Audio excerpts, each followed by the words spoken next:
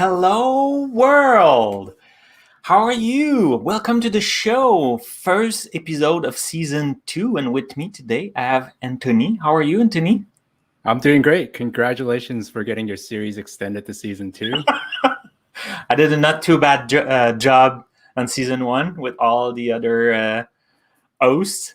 Well, thank you. Thank you. So today you want to introduce a little bit yourself? Like you're the PM of Azure Function and Azure Static Web App. Am I right? Yep, that's correct. And yeah, that's basically my introduction. I'm a PM on the Azure Static Web Apps and Azure Functions team.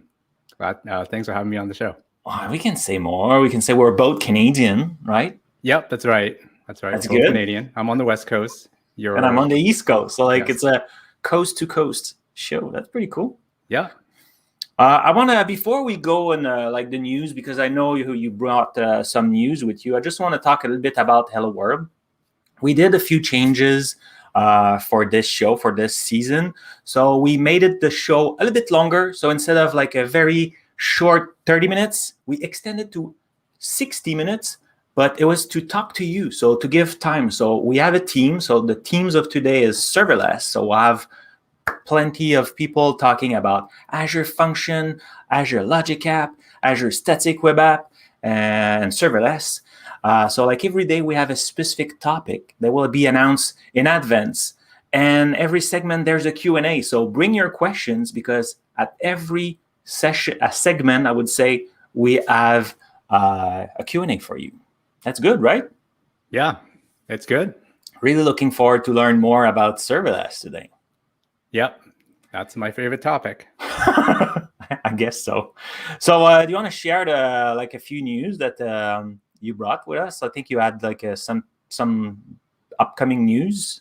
Yeah, you asked me to bring some news. So one of the biggest kind of news things that came out in the last week or two has been that I think Microsoft announced a date for Windows 11 to come out, and I think that's October 5th or something like that.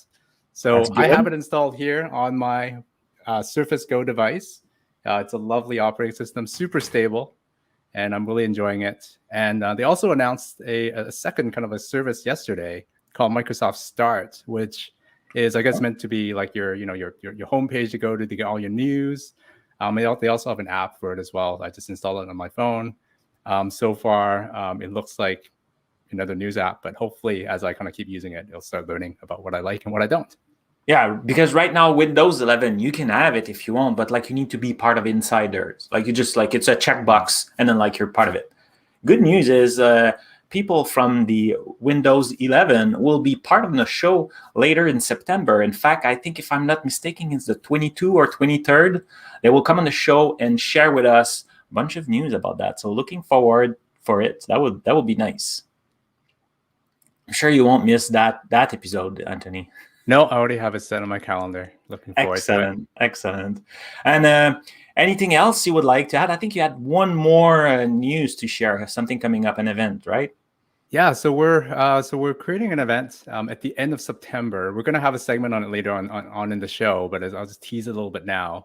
We're going to have a global virtual event on serverless called Azure Serverless Conf. It's going to include Azure Functions, Azure Cosmos DB, Logic Apps, as well as SQL Server, and a bunch of other technologies as well. So check that out. And we're going to have it in different time zones. We'll talk a little bit more about that in the show. Looking forward. We have a full segment, a 5 minutes where you will be sharing more of Anthony sharing about that news. That's pretty cool. So I want to make sure before we start with our first guest, I want to make sure. So if you're watching us live, there's a chat available on your right.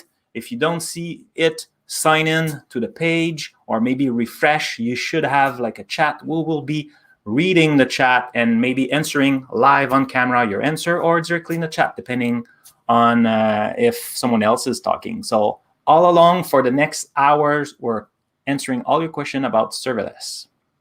So now, what do you think? We should start, right? Yep, let's do it. Okay, so let's bring up a picture. How are you? Hi, Frank. I'm good. How are you today? Good. Very happy to have you breaking the ice. First guest on the show.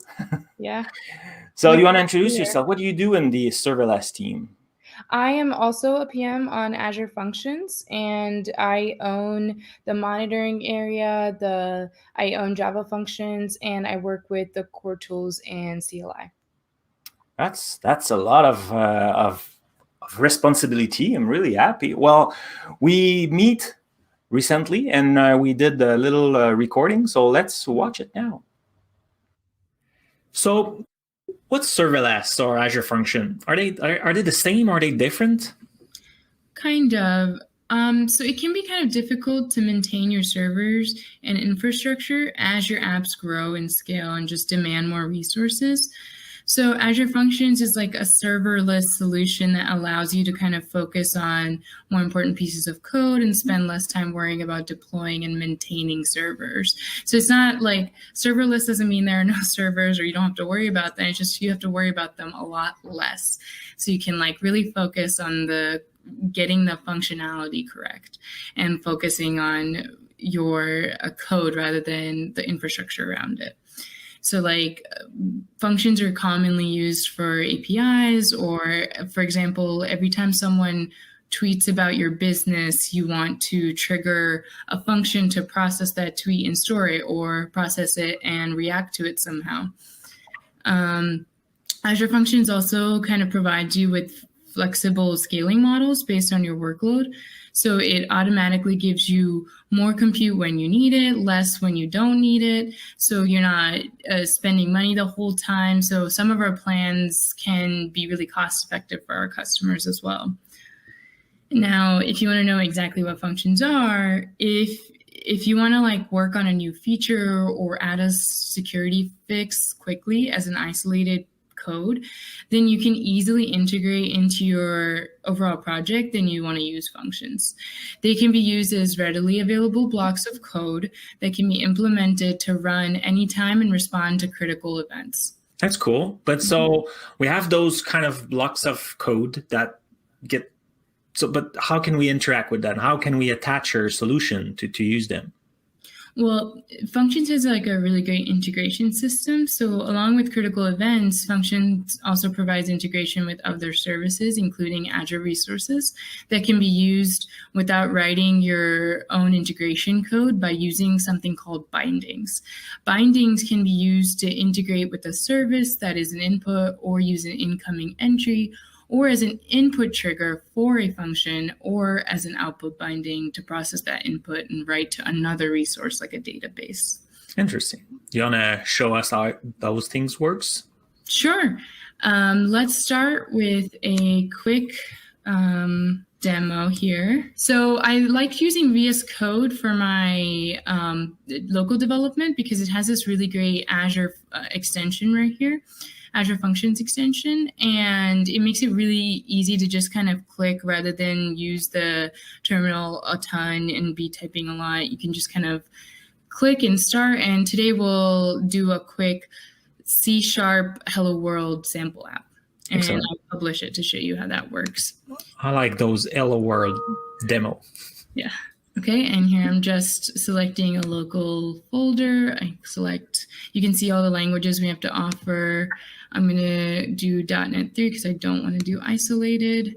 I'm gonna use an HTTP trigger. A trigger is a type of binding, as I mentioned earlier, that just that is used to trigger your function, or basically tell your function when it needs to react to whatever. And so HTTP will be reacting to HTTP requests. I'm just gonna call this my function for the namespace. And then I'm gonna give it anonymous access rights just because it doesn't require an API key for the purposes of this demo. And then fairly quickly, your sample app is actually set up locally. And there you go. Here you can see it creates several files. The main one would be your HTTP trigger function. And what I meant to mention earlier was so the way Azure Functions work is it has a higher level of something called a function app, where you can have multiple functions within the app. And then those functions can kind of integrate with each other and build on top of each other for more complicated scenarios if you want. But here you can see it takes in an HTTP request as an input. You can do whatever you want with it, process it however you want. And then you can have some sort of output binding here, or just a simple output like this, just kind of says hello, whatever.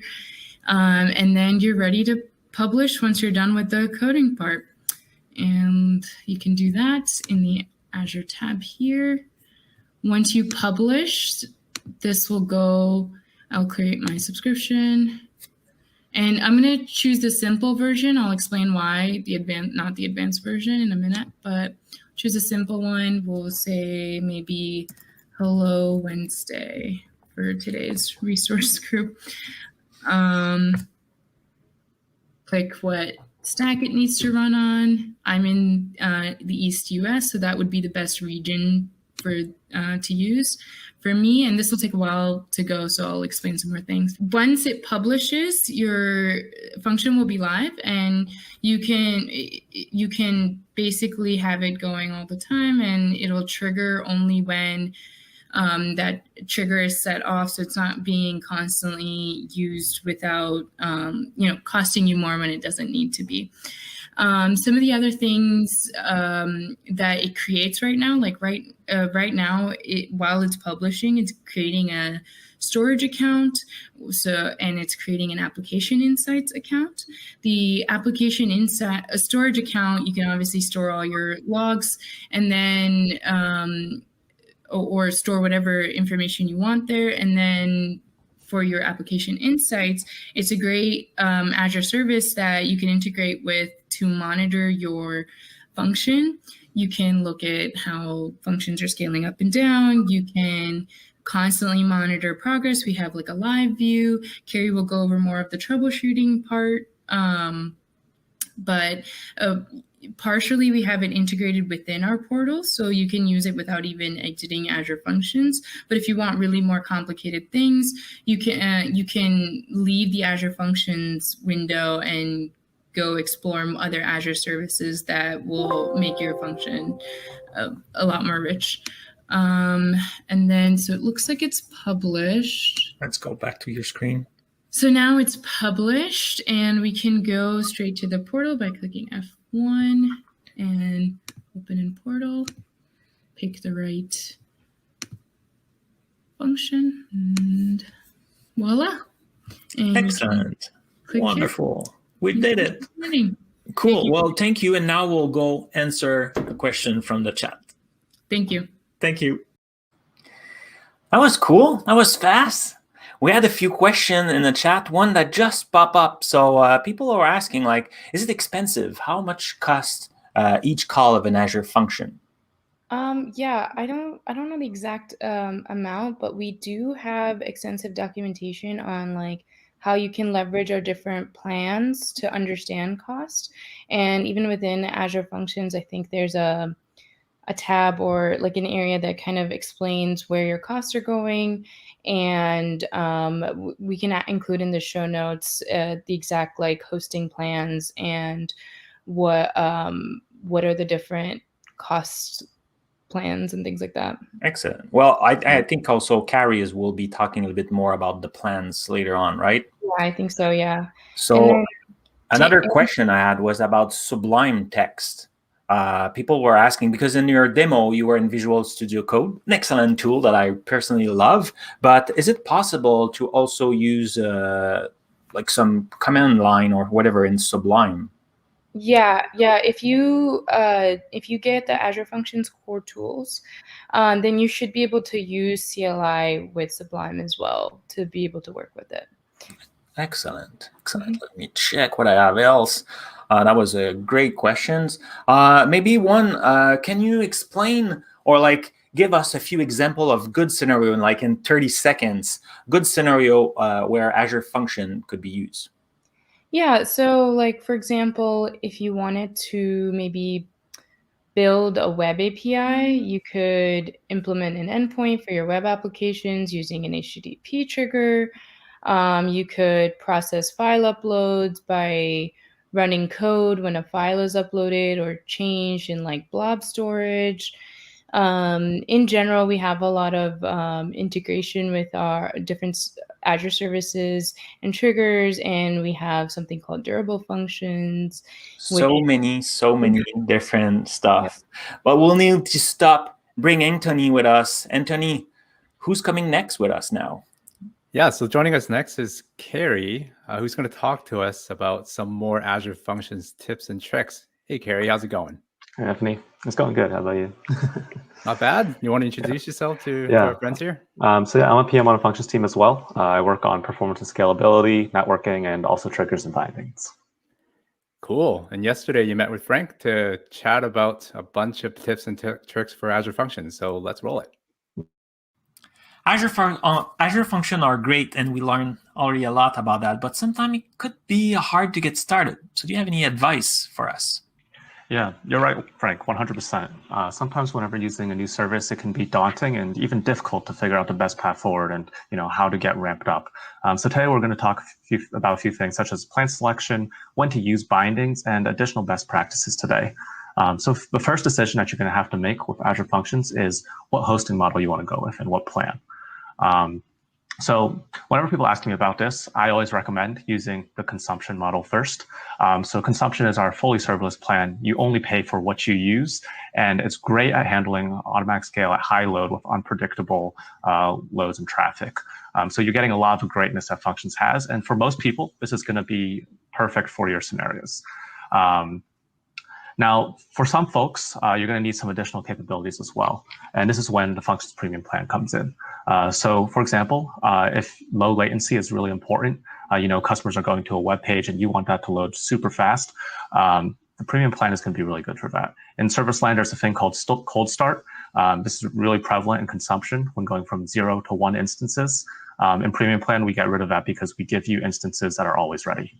In addition, you might be looking for some additional features and capabilities, such as VNet integration. You want to be completely isolated within a virtual network, or if you want to lock down your endpoints, you're going to need to use Premium plan over consumption in high load scenarios there. In addition, depending on the workloads you have, Premium plan might actually save you some money versus consumption. The consumption plan is charged based on executions, while the Premium plan is based on the number of instances that you have. So if you have a really large number of small executions, the Premium plan would also be the way to go. Now, just a couple more plans. So the app service plan, if you really need predictive load and cost, then this would make sense for you. In addition, if you already have existing web apps that are using app service plans as well, you can sort of share some of that cost with the function apps and use the same plans again. And finally, Kubernetes. Sometimes you're going to be using functions and you might be using with additional clouds. So example, AWS or GCP. Kubernetes offers a lot of flexibility here in doing multi-cloud solutions. And in addition to that, it's really great for integration with on-prem. That's pretty cool. I love that. Like there's a plan for kind of every situation. So now I have my plan. What's next? What should I focus on? Yeah, for sure. So the next thing is where you want to do your development. So the portal is really great for trying things out and sort of kicking the tires, but if you want to really dive deeper into functions, you should set up your local development experience because it'll really help you out in the long run and offer you a lot more capabilities. So one really great tool for local development that I just pulled up here is VS Code. And if you're using VS Code, you want to make sure that you have the Azure Functions VS Code extension. And when you have a VS Code extension installed, your environment will look a lot like this and provide additional capabilities. So for example, if you want to add functions, add a binding, do deployment, it's a lot easier. That's pretty cool. That's pretty cool. And is there any best practices? What will you suggest us about triggers and like how can we make sure we do it the right way? Yeah, for sure. So for triggers and bindings, they're really cool. They're really great for integrating with other services. For triggers, you always want to use the Azure Functions triggers versus the SDK, just because we do a lot for you in terms of scaling and the capabilities there. However, for bindings, if you're doing read and write workloads for your integration services, it would make a lot of sense to use input and output bindings just because they offer so much in terms of making it easier for your development experience. In addition, you can have multiple bindings per trigger. So for example, here, I have an HTTP trigger set up, service bus output binding, storage queue output binding. And you can see like how easy it is in terms of just using these additional bindings. So for output bindings for service bus and storage queues, it's just that piece of code and this piece of code right here, as well as a little bit in the function.json. And this will allow me to basically send information once my function triggers with the HTTP trigger to the service bus and storage queue. Yeah. Oh, pretty cool. So like then like we do that, and can we add more kind of advice for the long term? Because sometimes like it's pretty easy to get started, and then like for a sure. month after we're all messed up.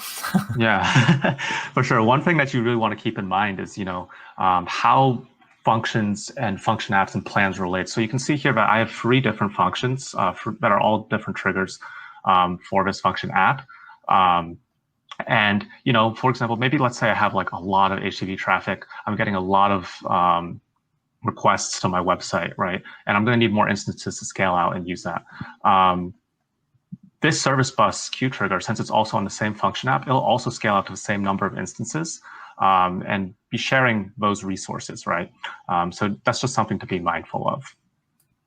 Oh, interesting. Okay, so like we saw the best practices and everything, but what if, things don't go always as we expect? How can we monitor that?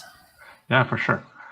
So we actually provide a lot of great tools in Azure Functions. So for example, if you go to a portal right here, right, let's say you've been debugging your function app, you're, going through reading the documentation, trying things out, nothing's working, doesn't seem like there's great advice. What you can do is you can actually go to this diagnose and solve blade for your function app in the portal. And if you click on these different areas, right, we'll actually offer you a lot of insight into where you might be having issues. So for example, let's say function cold start is like a big issue for your function app.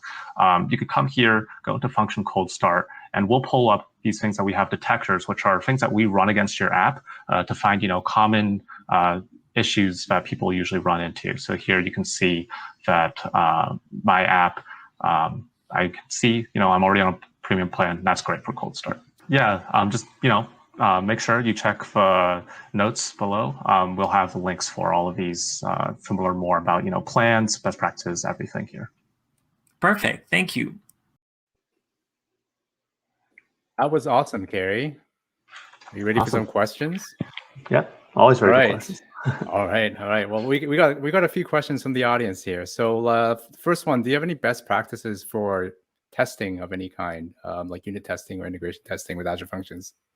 Yeah, so generally for testing with Azure Functions, definitely would start off in the local development scenario. You have a lot of those tools for debugging, and also you can sort of mimic your workloads and environments. So for example, if you want to send messages through the service bus, you can use some features in service bus to send a message.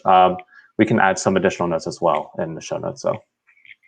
Awesome. Yeah, and the question is actually specifically about unit testing, and yeah, and I would say that you would unit test Azure Functions just like you would any other app, right? Try to kind of like extract your business logic into kind of classes that don't even know about functions or ASP.NET or something else, and test those with unit tests, and then use integration tests to test out your Azure Functions. All right. So then another question that we have is. So when you create an Azure Functions app, you typically, like we would create a storage account with it as well. So what is the storage account used for? Yeah, for sure. So the storage account, the function relies on the storage account for operations like managing triggers and logging function executions. And your storage account really needs to be able to support blobs, queues, and tables. A good thing is if you create a function app and create a storage account alongside it, we'll automatically make sure that it's compatible. And yeah, some general best practices, just, don't share storage accounts between function apps, and also make sure that the storage account is in the same region as your app to decrease the latency. Great. And then another question is, Azure Functions supports a few languages. but we don't currently support Rust. Do we have plans for Rust in the future? I don't believe we have any plans right now for near future, but yeah. Yeah, our guidance right now is for you to, we have a feature called custom handlers where you can actually write functions in pretty much any language you want. The only thing that you need to be aware of is the language that you're using needs to be able to speak HTTP, and pretty much any language can do that. So yeah, use custom handlers for that. Yeah, that looks pretty good for questions here, Carrie. Thanks so much for joining us. Yeah, thank you, Anthony. Cool. And then, as I was saying earlier in the episode, we are going to have an event later on this month on serverless.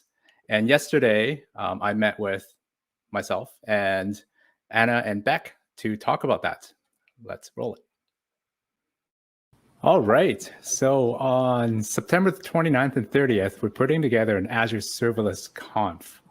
And joined with me today, I have Beck and Anna, who's going to talk a little bit more about it. Do you want to introduce yourselves?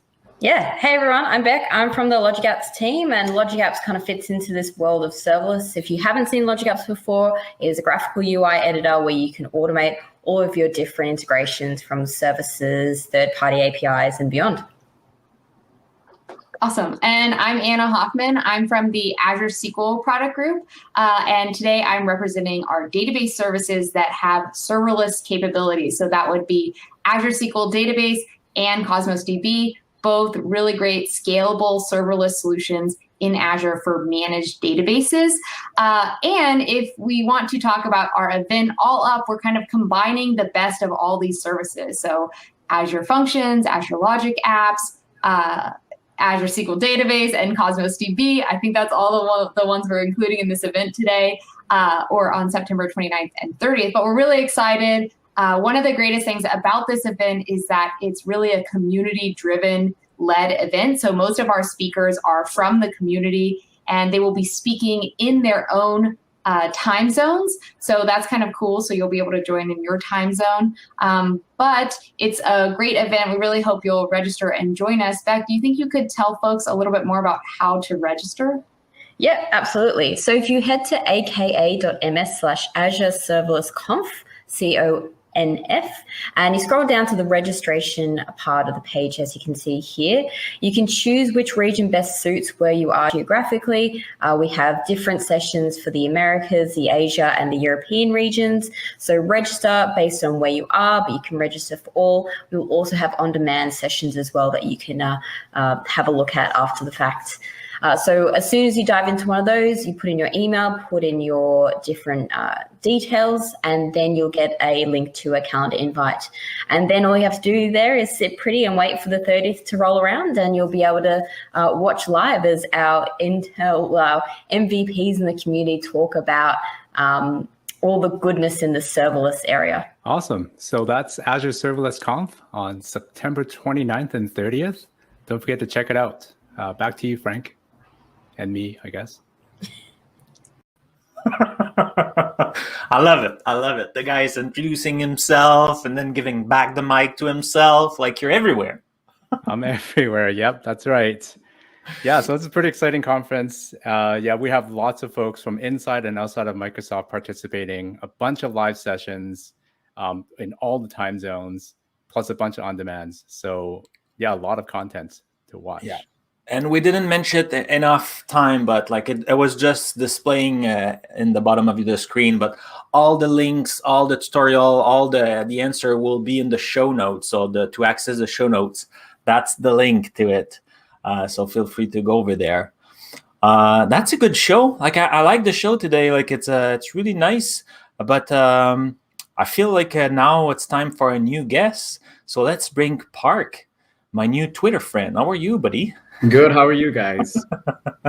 Very nice. Very nice. So what's your role in the Microsoft serverless world? Totally. So I am a PM with Logic Apps, and I primarily work on the UI side of things as well as automation tasks with Logic Apps. I love Logic Apps. And we met last week, I think, to record this little demo. So let's run the video and we'll do a Q&A just after. Sounds great. All right, so why build logic apps?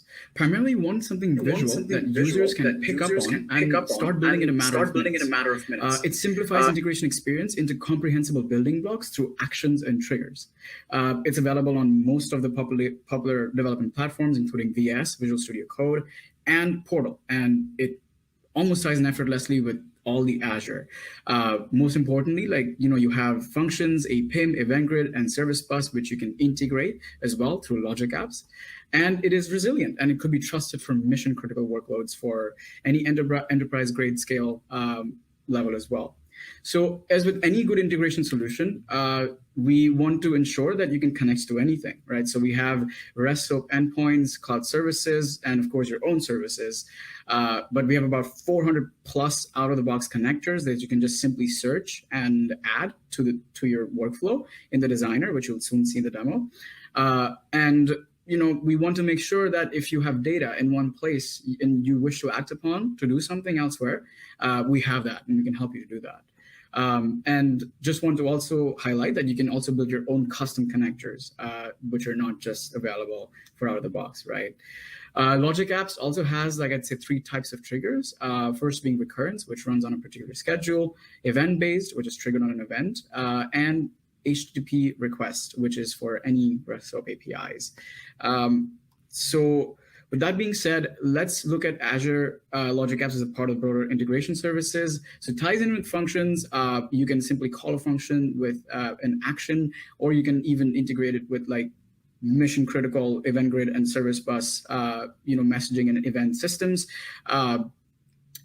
That being said, let's also look at the runtime options. So we have a couple SKUs, the first being consumption. This primarily runs on Azure only, is multi-tenant, and you only pay per action. Standard, however, which is new runtime, runs pretty much on everything, including Azure Arc, is single tenant, and only built for whatever the container it is running in. So this, of course, carries a lot of weight in terms of you can locally debug, locally develop, and control over what it could run in, right? So you can also integrate in pretty much anywhere, like on-prem or on Azure. So in addition, it's also gotten the nice looking designer, which you'll see, and works great for monitoring with application insights. So without further ado, let's look into the demo and let's go about looking at what we have here. We have a Logic app that I've already set up. This is primarily going to hold workflows, the connections and parameters, but workflows is what you want to build and start from. So you can go about adding a workflow. I'll add a stateful type, given that we're in a hello world place, we'll create a hello world workflow. And in this workflow, what I will do is it will simply be a weather API, which will take in a particular HTTP request, a zip code, and get the weather in that particular zip code and send you a response based on if it's sunny or not, adding a condition.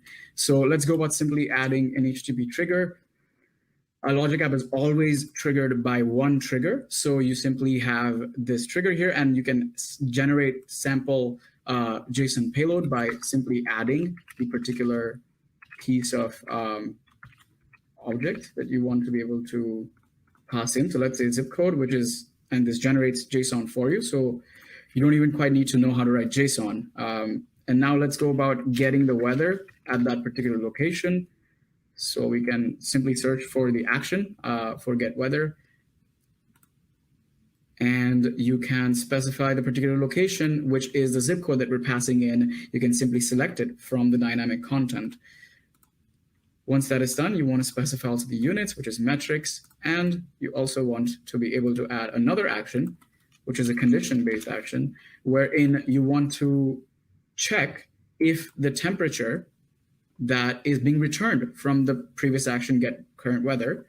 You see you have a rich ecosystem of all these particular fields that you can use as well. And it's the same for a lot of connectors.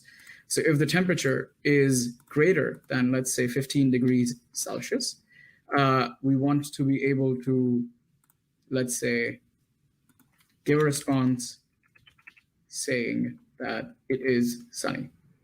And also let the user know of the temperature units, for example, and say,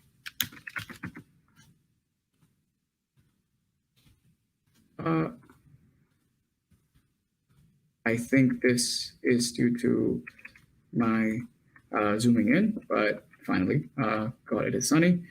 And once that is done, I want to, in the false branch, I want to specify that it is not sunny. So you see, without writing quite like any piece of code, you are simply able to just call a bunch of APIs and integrate. And you can also have actions that will be for the particular service on Azure. So be it service bus, getting messages, implementing patterns. You can do all of those things through Logic Apps. And this should say it is not sunny. Perfect. So let's save this. And let's go about triggering this workflow. It's an HTTP trigger, so we would have to pass in a payload. You can use Postman or Visual Studio Code, any clients to basically call this app. But you can use the run with payload feature, which is in the overview blade. You can simply say, hey, I want to run the trigger, but run the trigger with payload. So I can pass in any particular piece of header or body. Here, I want to pass in the zip code, which I will be like, this is it, and I can run it. So let's see what we get as a response. We get the weather, and it says it is sunny. So in a matter of a few minutes, you just set up your own API, and you can also see the run history. So let's see if you want to like check the inputs and outputs. So you can see the input was the location, which is the zip code, and it has a rich, fields that, that it can tell us about all the weather conditions. But that's pretty much it. Thank you. That was cool. It was so fast, huh? So many things to do. Are you ready for our questions? Because we have Paul with a question in the chat asking, what's the difference between stateless and stateful workflow in Logic App? Totally. So just like Functions 2, Logic Apps requires an external storage account as well. So the difference between the two is that when you, let's say, create a stateful workflow, all the actual execution history, the run history, the inputs and outputs are basically registered and stored in the storage account. This provides you with greater resiliency. So you have, in terms of, let's say, outages, it may automatically resubmit your run and allow you to not quite go back and manually resubmit, which will be the case for stateless workflows. Stateless workflows are great for, like, let's say, event processing and lower run time, so you can have fast throughput, and this will not store the execution history in the external storage account. So I've also pasted the detailed link which will highlight the difference between the two. So feel free to check that out as well. But they will be in the show notes. Yes. Trying to trigger the production here, stressing them. Like every time I say show note, they should put that link. Good job, guys. So another question is, where is it? Oh yeah, so Azure Function, I know I can run them locally. Can I do the same thing to test and like develop my Logic App and run it locally? Absolutely, you totally can as well today. With the new Logic Apps standard SKU, which got released in build this May, you are able to test and debug locally as well. So you may simply be able to just have two requirements, the storage emulator and the Logic Apps standard extension on Visual Studio Code, and you'll be able to simply develop just like you develop Azure Functions as well on VS Code. Excellent. So one last question in like 40 seconds. 40 seconds. You have time. Can workflows be only triggered by one trigger? Or yes, that's a good question. So a lot of times we do get some ICMs that are like, oh, I have one trigger, and I have multiple triggers, but you can only have one trigger that can trigger the workflow. However, you can have multiple workflows within the Logic App. So you can call multiple Logic Apps as well within a Logic App. So you can enable that. Well, thank you. That was very insightful. I really like that. So now let's join Jason and Jay to talk about Azure Fun Bytes. I had a little. Hi, Jay. Thanks for being here on Hello World again. It's great to see you. Hey, Jason. Glad to be back. I'm glad to see Hello World is back. I had fun last season. I'm glad to be back this season. Yeah, we're excited. We're excited to be back. Excited to have you. So why don't you tell us, what is this thing, Azure Fun Bytes, that you're doing? Well, Azure Fun Bytes is over almost like a year and a half old, and it's a show that's a weekly opportunity every week to learn more about the different fundamentals, foundations, and the people that make up an amazing Azure experience. So I always get the ability to learn a lot more alongside my audience. And so you can check out the show every Thursday here on LearnTV. It starts at 11 a.m. Pacific or 2 p.m. in the East. And it's about an hour. It's a very fast hour. And there's tons of archives on YouTube and places like that, so you can watch the old episodes. So what's coming up this week in terms of who you got on and what you're talking about? Sure. So there was this really great blog post that I read recently, and it's all about secretless Azure functions. And so I know you're all talking about serverless and Azure functions, and the whole idea of secretless is super, super intriguing to me, because for the longest time when I was releasing applications in deployment plans or something like that, before we had things like Key Vault, we had credentials go over the wire. Yeah. And so that put us in a situation where people would have opportunities potentially to grab our credentials, log into things, and cause some trouble. And so with a secretless Azure function application or secretless in general, what you can do is reduce your risk profile by using something like an Azure managed identity. And so if you scroll down a little for me, you'll see that we're able to create our function, eventually create a managed identity, then associate that managed identity with our application, and use that to transmit any sort of private information that we may want to. And to, like I said, have a little bit more secure experience that people will have when they're accessing your website or application. Okay.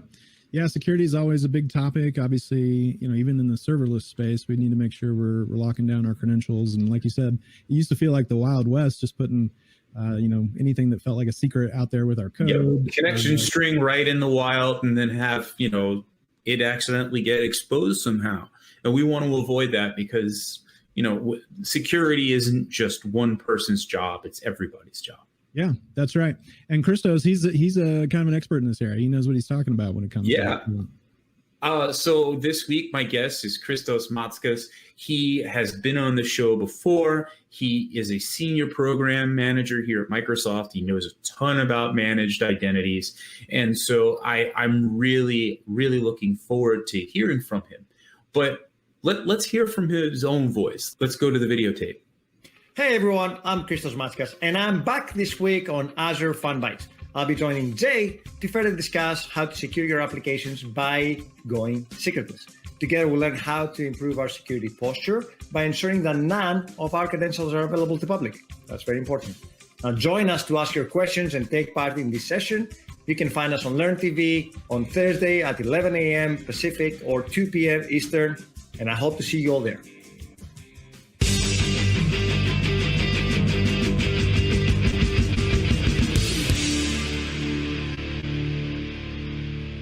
Well, it's going to be a great session with Christos. I'm super, super excited to see him. It's always fun to be able to meet people from around the Azure community, internally, externally, and get them to help me understand a little bit more about Azure, and hopefully so do you. Yeah. Yeah, I love this, taking the idea of serverless to secretless in Azure functions. I mean, it's just perfect. Jay, anything else you want to share with us before we say goodbye for the day? No, just remember, catch the show 11 a.m. on the West, 2 p.m. in the East, right here on LearnTV every Thursday. All right. Thank you so much, Jay, and thank you, everybody. We'll see you next time. That was awesome. I didn't notice he play his jingle during the segment. That's pretty cool. Yeah, it's a pretty catchy tune, and it's a great show. I highly recommend episode number 38. Yeah, there was a very highly charismatic guest on that show. Very professional, I have to say that. Yeah, Let me guess, more of you, right? It might have been. And guess what the topic was in that on that show? Serverless Azure Function. It was actually Azure Static Web Apps, which is what we're going to talk about now. Yeah, so let's bring on Simona, who's the newest member of the Azure Static Web Apps team. Whoa! Cannot believe that is true. Hi, Anthony. Hi, Frank. Hi, everyone that's on the line. Great to be here on the show. Awesome. And yeah, so yesterday we talked about how Jamstack fits into the serverless space, as well as how to deploy Jamstack apps to Azure Static Web Apps. So let's roll the tape. So I heard about Jamstack, what it is. I'm sure it's not related to music, right? Well, funny you asked that, Frank. I do agree that it's a wonderful name that would maybe sound like music, but actually at its core, the Jamstack, it gives a name to a set of widely used architectural patterns when building for the modern web. And it stands for JavaScript, APIs, and markup. And JavaScript, as some of you might know, is the runtime layer for the Jamstack. It really enables us to add dynamic behavior to our static content and to our presentation layer. Reusable APIs, with the Jamstack, we have a strict decoupling between the front end and our backend services. And this gives us more autonomy when it comes to deployment strategy and really our development practices. And it also allows us to easily integrate with third-party APIs and services like payment services, authentication, or even AI/ML models and applications. And finally, when it comes to markup, the Jamstack approach is really to pre-build all of our markup upfront and serve it directly to the browser from a CDN. This typically involves a build tool and step where the content is combined with our templates into HTML. Our source files are being transpiled and compiled to JavaScript, and CSS runs through preprocessors or post-processors. And you might also wonder, Frank, what are the advantages of using this new thing, the Jamstack? And there's plenty, but a few that are really worth mentioning are better performance, because our assets are pre-built and then delivered and deployed to a CDN close to our users.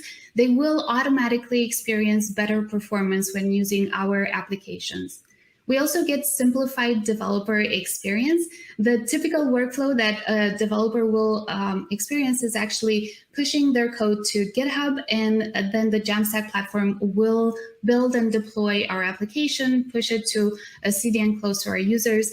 And because we're shipping only static assets, we really don't have to worry about setting up and configuring our NGINX server, or figuring out caching strategies, or how our database is scaled based on incoming requests and many other complicated and complex features of modern web development. And as a bonus point, it also has an amazing community that's really eager to build the tools that we need to build applications fast. And they're also great at sharing best practices and building content like this session today. And since we are looking at serverless applications and we're talking about serverless, you might also be wondering, what does the Jamstack have to do with serverless? Well, it turns out that sometimes we might have to really write our own custom backend logic to either securely connect to these third-party APIs and services, or even connect to our database and process some of the data that we have stored there. And to do that without having to worry about managing servers and while still building highly scalable and reliable applications, we can use serverless functions.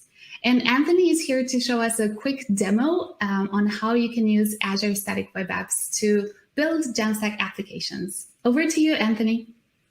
Awesome. Thanks, Simona. So on my screen here, I have a React app, and it's a pretty basic React app that has some code that calls an API. And this API is located at /API/weather, and it's going to get the response and display it on the screen. And also in the same repository, I have an API folder. And in here is my Azure Functions project. Within it, there is one HTTP function. And this function is pretty simple. It takes a location that is passed in from the React app. It goes and calls a weather API, and then it returns the data back to the React app. So I'm going to go ahead and press F5. And what's happening now is that Visual Studio Code will start the Static Web Apps CLI. And then the CLI allows me to run my entire app locally. And it will start the React server. It'll start Azure Functions locally. And it'll also open a browser to my app. And it also attaches debuggers to both the React app and the Azure Functions app. So you can see here that I've hit a breakpoint in my React app. So I can actually do, the normal stuff that I do when I'm debugging an app, such as inspecting, parameters and things like that. And then if I press continue, I actually end up hitting a breakpoint in my function app. And so I can actually debug both my function app as well as my React app together locally without deploying it to the cloud. And then you can see that that the app is actually running locally and it's returning the weather. So I'm going to go ahead and stop this and then switch over to show the GitHub repository that I have. So when I created my Azure Static Web App, what it did was that it actually created a GitHub workflow for me. And this workflow is used to deploy my app every time I push any changes to my repository. So you can see here that I have some actions that have run in the past from me kind of just making changes to my app. And also, if I wanted to submit any pull requests, it will actually stand up temporary environments for me so that I can actually test and test out my deployment before I make deploy it to production. And I'm just going to show my app running on my custom domain, and it should come up, and there it is. Wonderful. Yay. That is very cold, Anthony. Yeah. Thank you. That was super simple, right? And you could debug and everything. That's pretty cool. Well, thank you both. And now we'll go in real time answering question from the chat. All right, and we're back. Yeah, and Anthony, we have a question from the chat asking whether you can use Jamstack only with JavaScript, and I know you have an answer to that. Yeah, so you don't have to use Jamstack with just JavaScript. It's an architectural pattern of having some static assets that are served and then calling out to some APIs. So in Azure Static Web Apps, we actually support the .NET stack as well. So you can actually run Blazor on the front end and C# functions on the back end. Yeah, and you can also use Python functions if you wanted to basically build serverless APIs, as well as actually you can bring your own serverless functions. So you could be using any of the other languages like Java and others, even Rust. I know someone else on the chat asked about Rust, and you can definitely build serverless functions with custom handlers in Rust or Go. So you can bring all of those to your APIs. Cool. And I know Frank might have more questions. Let's bring him back on. Hey. Hey.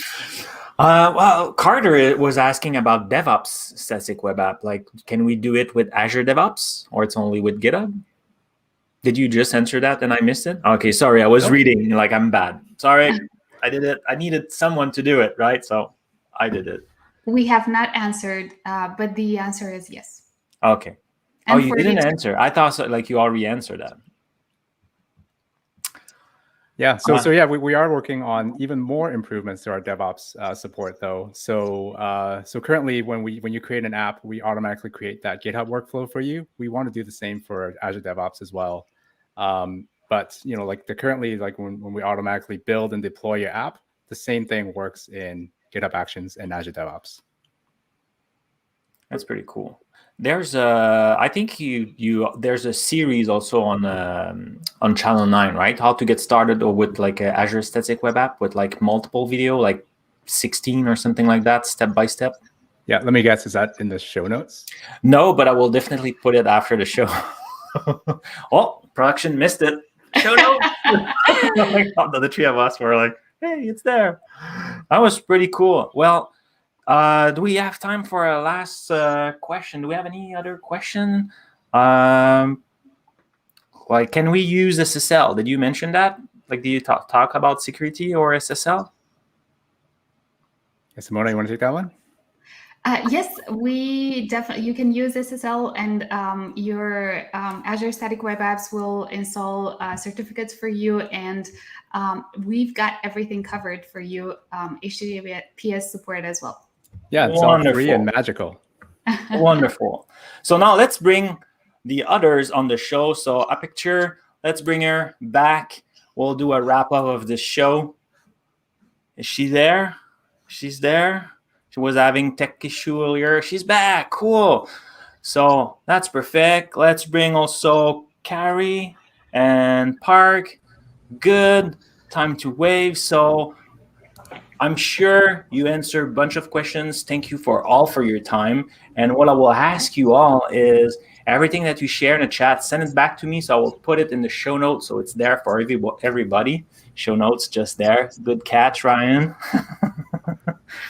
And Tony, you like where people can register to your event, serverless event?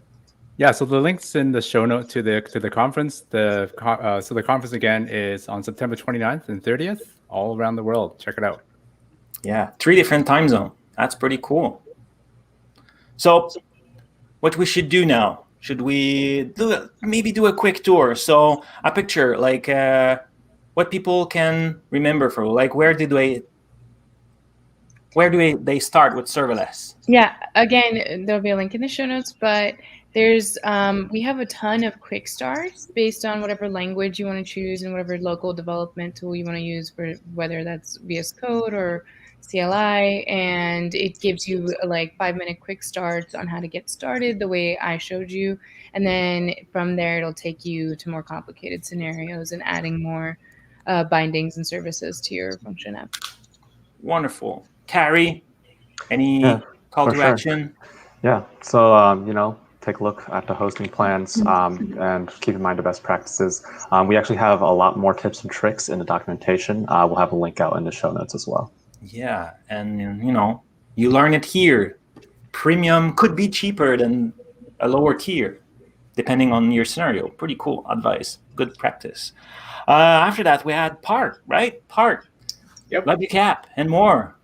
Yep. So I would recommend you folks to definitely start developing locally as well as on Portal.